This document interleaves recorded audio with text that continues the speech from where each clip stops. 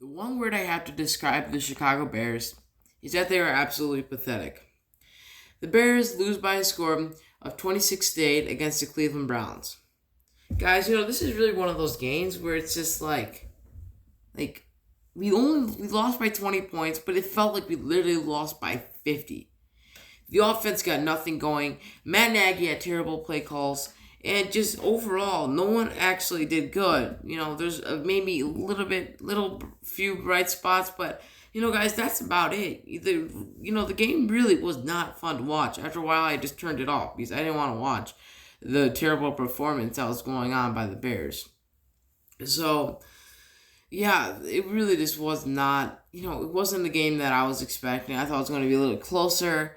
I didn't do a predictions video. I just didn't have time to, but I would have picked the Bears to be losing, not by this margin, but I would pick them to lose by a little less. But this really surprised me a lot that we lost by that much, and yeah.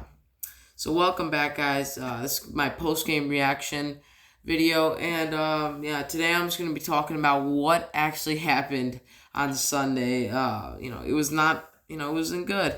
So this video is going to be very, very, very, very tough. I'm gonna be very mad in it. I know a lot of you guys are because every single Sunday we see the same exact stuff happen. It's just hard to watch. I can't take much more of this, but I'll always be a Bears fan. So yeah. So basically, I think one of the biggest problems with the Bears was Matt Nagy. I did a poll on Instagram. I asked, "Do you guys think that Matt Nagy should be fired?" I think 86% said yes, and only a few percent said no. One of those votes for no was me, and one more vote was also for no. And basically, here's the thing. I like Matt Nagy as a head coach. I like his attitude. I like him as a head coach. But as a play caller, I think he's the worst in the NFL by far. If he doesn't do if he doesn't change, and I think you should be looking at fire him. But if he changes and gives the play calling abilities to Bill Lazor, I think you should keep him. I think it'll be fine. So yeah, a lot of his play calls is really they don't make much sense. He's running a screen pass literally on like if it is I think there was one play it was like second and 20 um why are you doing that every single time after first downs he does a run that literally goes nowhere. It only goes for like a yard. Just what's the point of that? Just use common sense. He just does this. Some of his play calls and some of his play schemes just don't make any sense, and I don't understand why he keeps doing it. I don't know why he hasn't figured it out yet, but he needs to figure it out soon, or else it could be leading to like a really really bad Bears season where we might only get a few wins this year, which I know everyone does not want to see. All Bears fans do not want to see that.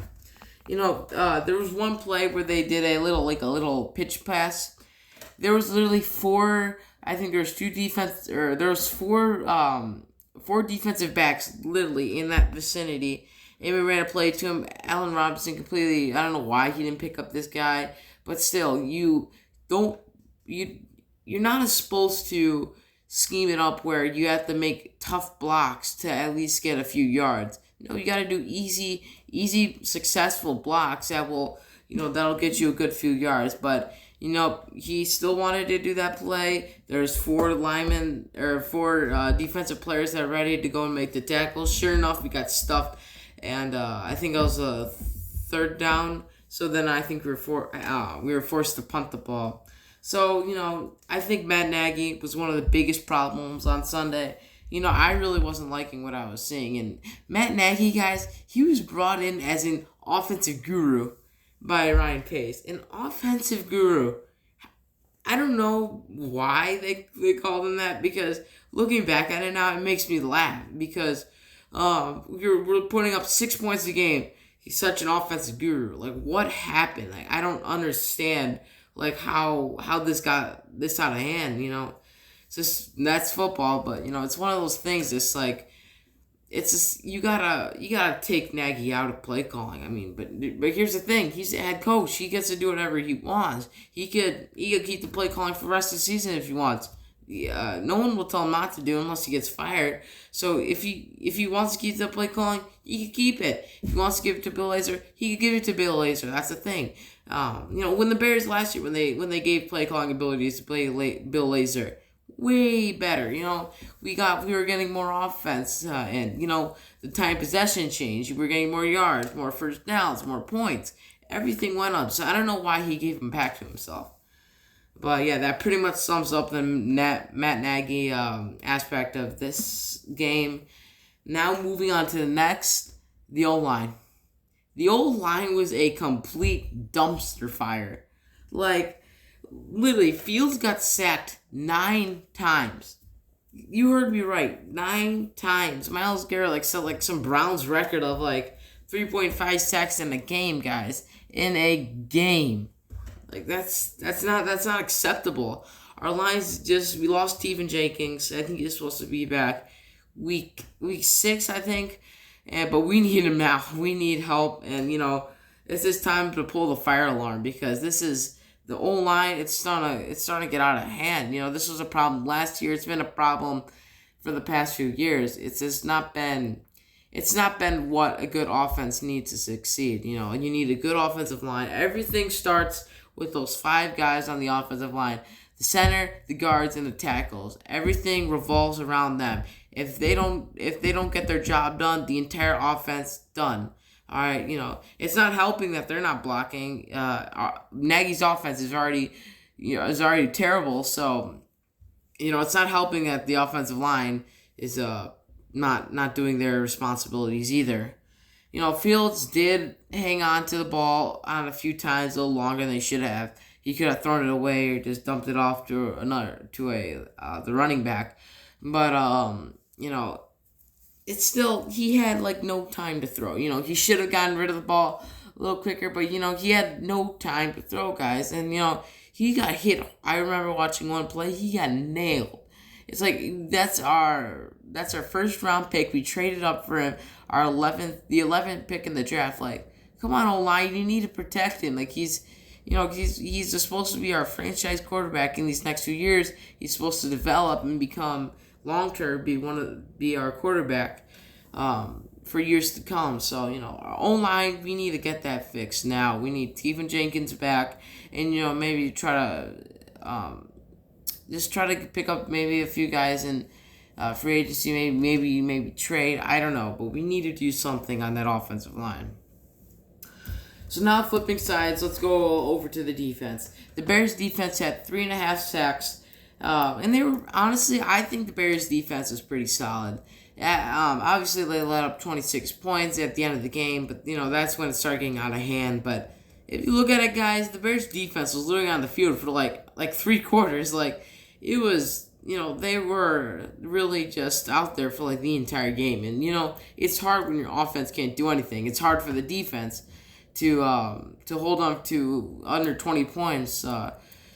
So yeah, you just got to. The offense just needs to help out the defense. The defense needs to help out the offense. So each side of the ball helps out each other. If the offense scores a lot of points, that takes a lot of pressure off the defense. If the defense is able to keep the points to a minimum, the offense is not able to score as much, and it takes the pressure off them. But yeah, so the Bears defense did pretty good. I think Robert Quinn got a sack, and Mac also got a sack. Someone else was in there, I just forget at this moment. But that was looking better than week 1. So an add-on to week 2.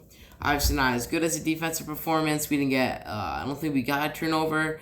But, but we still had a pretty good game. And I'm pretty happy what I saw at the defense. But obviously at the end I wasn't very happy. But that's also due from getting tired and from the offense literally being on the field for 5 seconds. And the defense literally has no break.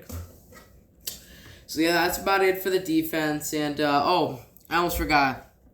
I posted something on my Instagram story.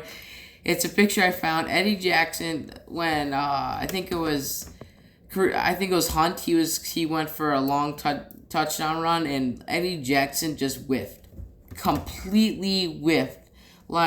There was a picture. He was breaking free. A few Bears were chasing him. And in the background, you see Eddie Jackson, number 4, laying there just wondering what happened. Like, guys, I think he's afraid to tackle. Like, come on, you play football, you got to know how to tackle. So it was kind of funny looking at that picture. But obviously, I hope that Eddie Jackson fixes it because his first 2 years in the NFL, he was like the best safety. These past few years, he has declined, but I'm hoping that he could get back to where he was. So, Fields obviously made some rookie mistakes. I think he had 1 interception. And that goes back to his offensive line. His offensive line was putting him in a lot of pressure. He made some bad throws, and not good things happen when you're under pressure. Monty didn't have a good game, so Dave Montgomery, he only rushed for 34 yards, and he had 10 attempts. I think week 1 he got over 100 yards. Week 2 he got like 61, and then now we go to week 3. He got 34 yards. That's just that's another reason why the offensive line. That's another reason the offensive line needs to get better. Our rushing game, if that's not going, that's also a huge part of our offense out the window. So, everything revolves around the offensive line. I've mentioned it again and again this video, but that's really how it works. If you don't have a good offensive line, your entire offense will go from this all the way crashing down. It's just not good if you don't have a good offensive line. It's just unacceptable for the Bears right now. So, that pretty much wraps up my video. It's a pretty long video. If you made it here to the end, thanks for watching. Obviously, I was not wearing my Bears jersey today. I just threw on a Bears hat. I mean, what? I'm not really proud of wearing this Bears hat right now, but hey, I'm still a Bears fan. I'm hoping they could bounce back next week against the Lions, but I'll probably make an extra video this week about Matt Nagy or Justin Fields. I don't know quite yet, but that pretty much wraps up my video. Again, the Bears lose by a score of 26-6 in Cleveland against the Browns, and that pretty much wraps up my video. And as always, bear down.